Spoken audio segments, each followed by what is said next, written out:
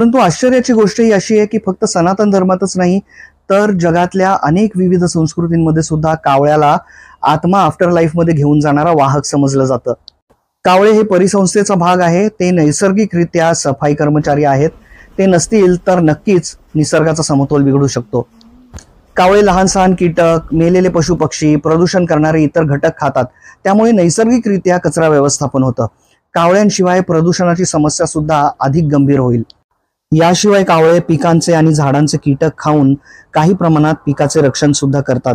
एकीकडे असंही ऐकलंय की जरी सर्वच झाडं वातावरणामध्ये प्राणवायूचं अर्थात ऑक्सिजनचं उत्सर्जन करत असतील तरी सुद्धा वटवृक्ष आणि पिंपळ यासारखी झाडं दुप्पटीने ऑक्सिजनचं उत्सर्जन करतात.